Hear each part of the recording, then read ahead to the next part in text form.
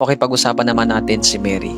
Dapat nga bang mag-pray at sumamba kay Mary? Ginawa kong video na ito mga kapatid no, para mabuksan yung kaisipan natin, yung pangunawa natin, kung sino ba talaga yung dapat nasambahin natin, kanino ba talaga tayo mag-pray. Kasi to be honest mga kapatid, no, ako po dati ay fan ng yung paglilibot po kay Mary, yung image ni Mary, binabahay-bahay. Ako po ay involved sa ganun dati nung di pa po ako nakilala sa Panginoon. Pero I realized then, nung nakilala ko na si Lord, na nabulag pala ako dun sa bagay na ginagawa ko. Ngayon, I just want the Lord to open our eyes mga kapatid patungkol sa bagay na ito. Ngayon po basahin natin yung Lucas chapter 1 verse 46 to 49. At sinabi ni Maria, ang puso ko'y nagpupuri sa Panginoon, at ang aking espiritu ay nagagalak sa Diyos na aking tagapagligtas, sapagkat nilingap niya akong kanyang abang alipin.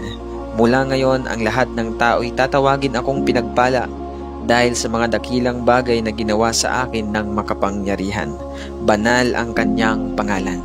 So dito po sa binasa natin mga kapatid, ito po yung time na si Mary po ay sinabihan ng anghel na siya ay magdadalang tao, na ipapanganak si Jesus, yung Savior, sa pamamagitan niya. Sabi nga ng angel sa kanya, siya ay highly favored kasi pinili siya ng Panginoon para ipanganak yung Savior. Ngayon mga kapatid, kung mapapansin natin dito sa verse na ito, si Mary mismo ay nagpuri sa Panginoon. Pinasalamatan niya ang Panginoon, glorify niya ang Panginoon dahil sa ginawa ng Panginoon sa kanya, ginamit siya bilang instrumento. Pero dito sa verse na to, wala pong binanggit na si Mary po mismo ay sinasamba, no, at dapat sambahin. Wala pong sinabi sa Bible na siya po ay i-address natin. Sinabi lang po dyan sa verse 48, mula ngayon ang lahat ng tao tatawagin akong pinagpala. Meron pong prayer, no, na parang ina-address kay Mary na Hail Mary, no? Parang binabanggit doon sa prayer na yon na si Mary ay pinagpala. Totoo naman po, no, pinagpala siya. Sabi nga po dyan, simula ngayon, no, siya itatawagin ng lahat ng tao na pinagpala. Pero hindi po sinabi dyan na lahat ng tao ay mananalangin sa kanya at i-worship siya. Kasi si Mary, kaparehas lang natin siya. Tao din po si Mary, hindi po siya, wala pong kakaiba sa kanya. Hindi po siya Diyos, hindi po siya Diyosa, no? Siya po ay tao din na katulad po natin, no? Na ordinaryong tao, pero pinahabagan ng Panginoon dahil sa pamamagitan niya ipapanganak ang Savior nung time na yon. Hindi po sinabi diyan na simula ngayon lahat ng tao ay sasamba sa akin. Hindi po sinabi ni Mary yon.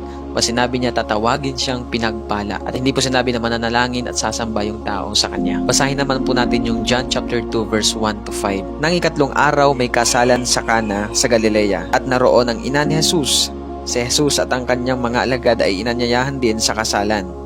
Naubos ang alak, kaya't sinabi ng ina ni Jesus sa kanya, Anak, wala na silang alak. Sinabi ni Jesus, ipaubaya na lang po ninyo ito sa akin ginang. Hindi pa ito ang aking tamang oras. Sinabi ng kanyang ina sa mga naglilingkod, gawin ninyo ang anumang sabihin niya sa inyo. So dito po mga kapatid, no, nandoon si Mary sa isang kasalan sa Cana, tsaka nandoon din si Jesus at tsaka yung mga disciple niya na imbitahan.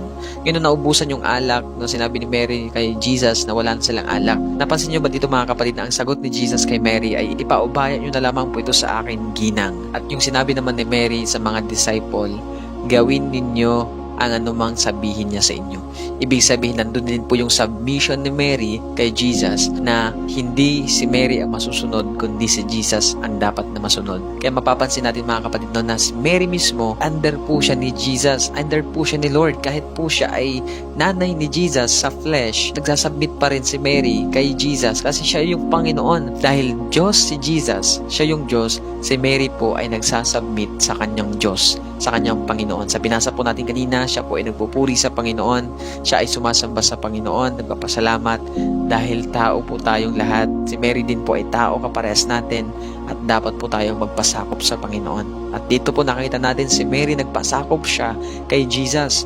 Kahit anak niya si Jesus, lahat ng tao ay dapat mag-submit sa Kanya, magpasakop sa Kanya. Kaya mga kapatid, kahit anong tawag po natin kay Mary kapag nasa pagsubok tayo, nasa problema tayo, kahit anong panalangin po natin sa Kanya, hindi po tayo ililigtas ni Mary. Hindi po tayo kayang iligtas ni Mary kapag nasa problema tayo mga kapatid. Dahil si Jesus lang ang pwede makapagligtas sa atin. Sabi ng Romans chapter 10 verse 13, For those who call upon the name of the Lord shall be saved.